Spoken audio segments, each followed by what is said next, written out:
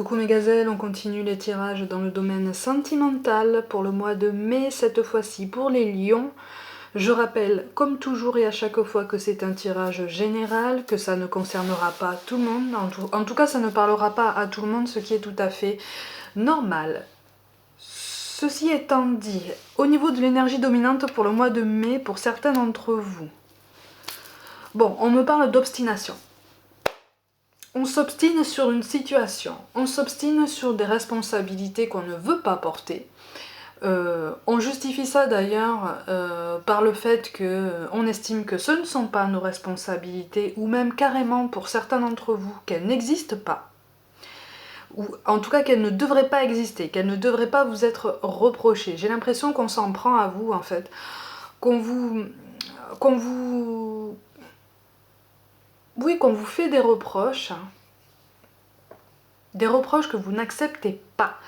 Ce qui fait que initialement vous étiez prudent, là vous avez carrément posé de très très grosses barrières de protection.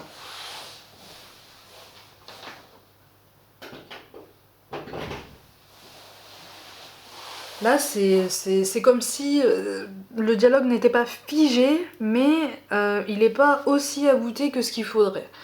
Hein, parce que de toute façon... Aïe aïe aïe aïe aïe aïe aïe. Aïe aïe aïe aïe aïe aïe aïe aïe. Aïe aïe aïe aïe aïe. Où est-ce qu'on va là? Où est-ce qu'on va? On a perdu espoir. Alors là, il y a une très très grosse désillusion. On a perdu espoir, on a perdu toute motivation par rapport à quelqu'un. Quelqu'un en qui vous aviez eu confiance.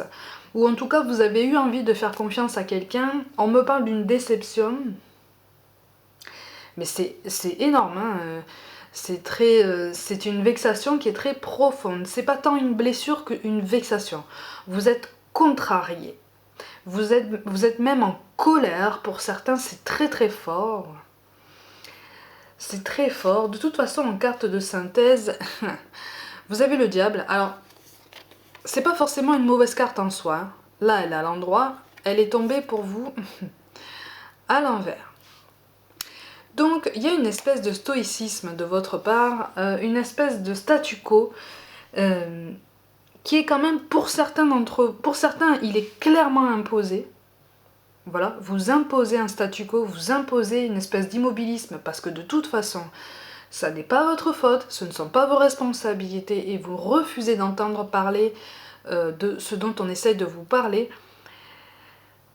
Pour d'autres, c'est un peu pesant.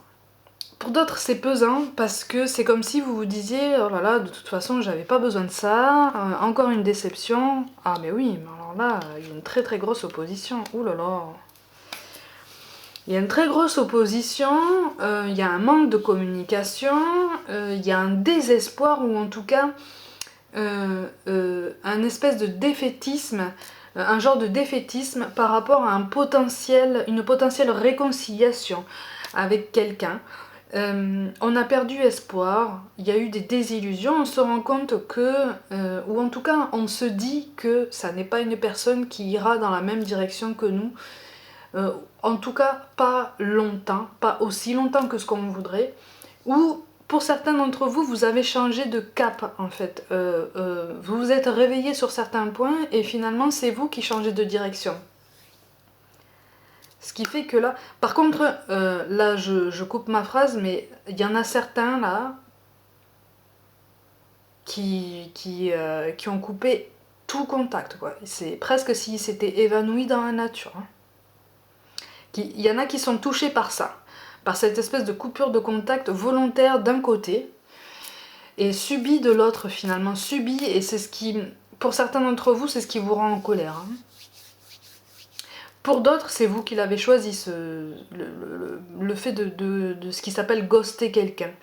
Hein, donc refuser de répondre à ses appels, à ses messages, vraiment faire le mort, s'évanouir dans la nature, hein, vraiment.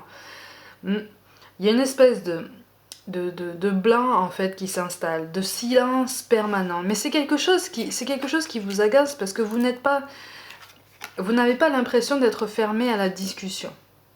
Mais Vous avez envie que ça change en fait, vous avez envie que ça bouge, vous avez envie de passer outre toutes les douleurs que vous avez vécues, subies, pour certains aussi provoquées un peu. Mais c'est pas possible en fait, le dialogue il est extrêmement tendu. S'il n'est pas coupé, il est extrêmement tendu. Il est rendu très très difficile parce que j'ai l'impression que des deux côtés on campe sur ses positions. Ou en tout cas on ne veut pas des mêmes changements, si tant est qu'on veuille des changements. Si tant est qu'on veuille justement accomplir certaines étapes importantes, ou en tout cas qui vous paraissent importantes et qui impliquent de changer de mode de vie ou de façon de penser, ou de façon de se situer dans votre parcours sentimental. Mais il y a un désaccord, c'est comme s'il y avait eu un désaccord irréconciliable. Ça a pris des proportions, et c'est comme si vous souhaitiez tout envoyer valser. Tout. Tout ce qui a trait à cette personne, en fait, tout ce qui touche de près ou de loin à votre lien avec cette personne-là. Parce qu'en même temps, ça fait mal, hein. Ça fait mal, mais vous cherchez un équilibre. Mais cet équilibre, il est précaire en ce sens que, justement, cette discussion, elle serait fondamentale, elle serait indispensable, mais elle est surtout là, présentement, absente. Elle est complètement absente. Alors qu'il y a une volonté de votre part quand même vous êtes même tenté par moment, j'en vois certains qui par moment sont tentés de dire bon, allez, je lui pardonne. Ou je lui passe ça, c'est pas important, il y a plus grave, on va continuer d'avancer.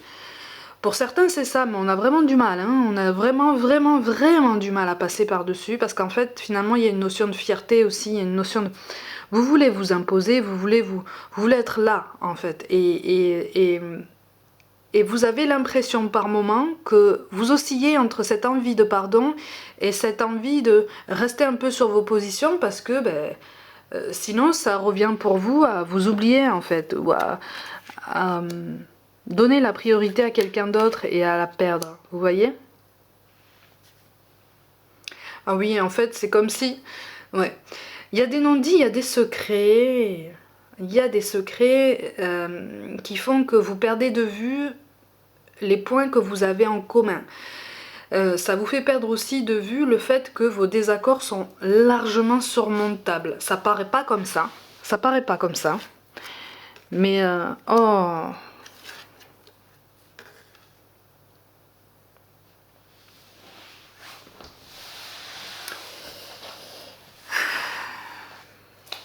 Il y a vraiment une désillusion. C'est dommage, hein. C'est dommage. Il y a une fracture dans le dialogue qui fait que on va difficilement réussir à passer outre.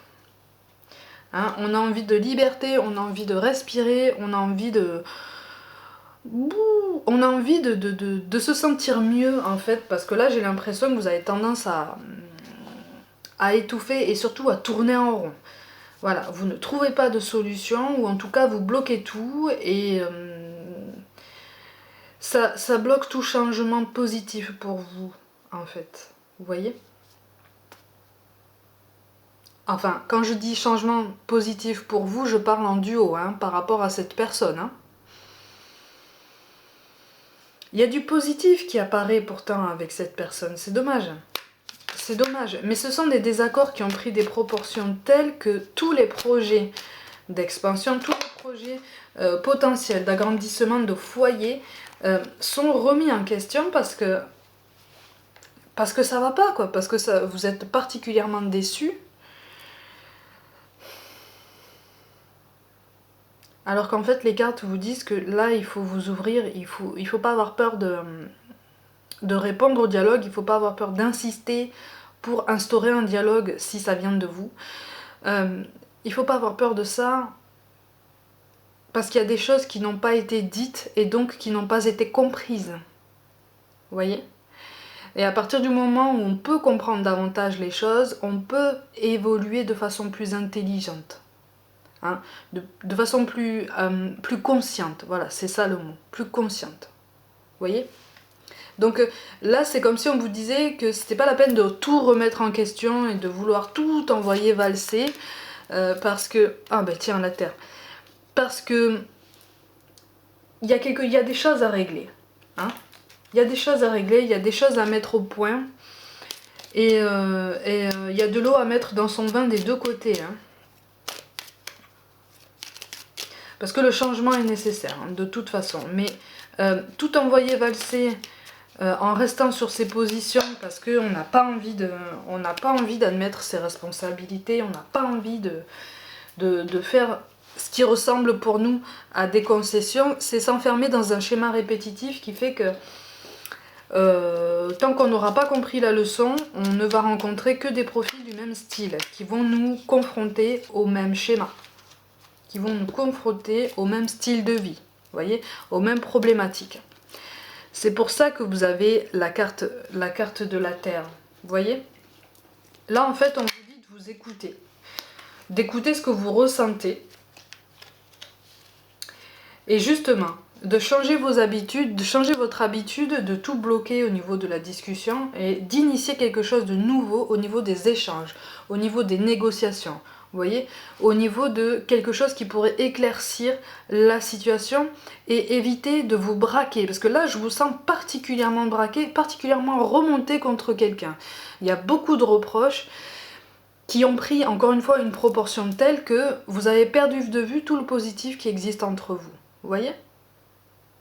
Et là, en fait, les cartes vous conseillent de ne pas vous enfermer dans ce mutisme. C'est pour ça qu'on vous parle d'intervention divine. Tu es certainement frustré par quelque chose qui stagne dans ta vie. Les avancées semblent lentes et fastidieuses. Malgré tout, ceci est une bénédiction. Une intervention divine se prépare. Quand le bon moment sera venu, les fruits de tes désirs vont mûrir.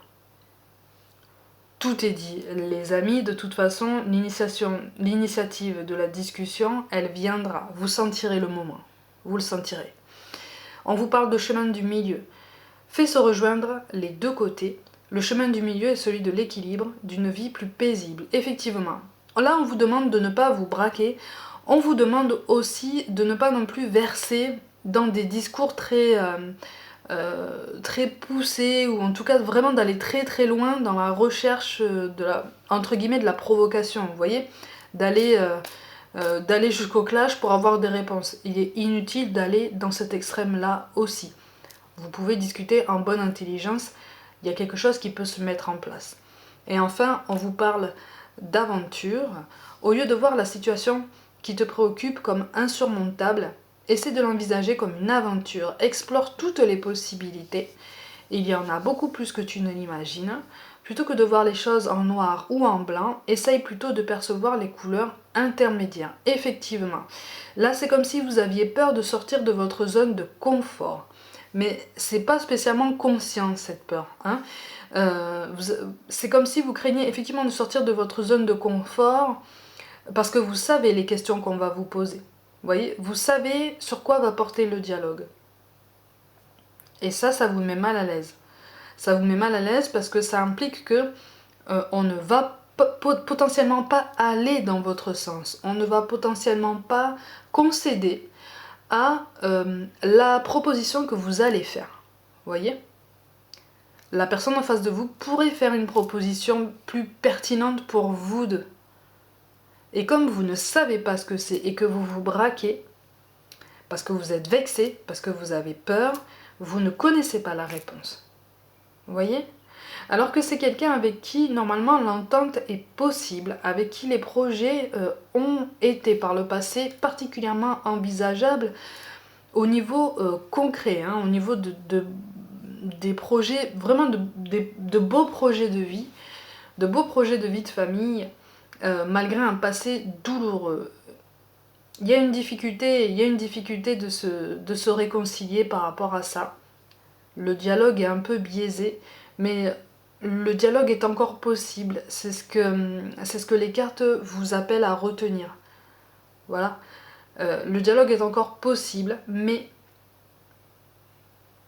il faut ouvrir aussi les yeux sur les responsabilités que vous portez.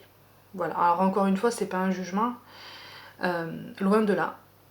Mais il faut le voir comme un moyen de trouver votre équilibre, un moyen de vous recentrer sur vous et d'y voir un petit peu plus clair et surtout de vous décharger de cette colère qui risque de devenir une rancœur particulièrement marquée et qui ne vous rendrait pas service ni à vous ni à la personne en question.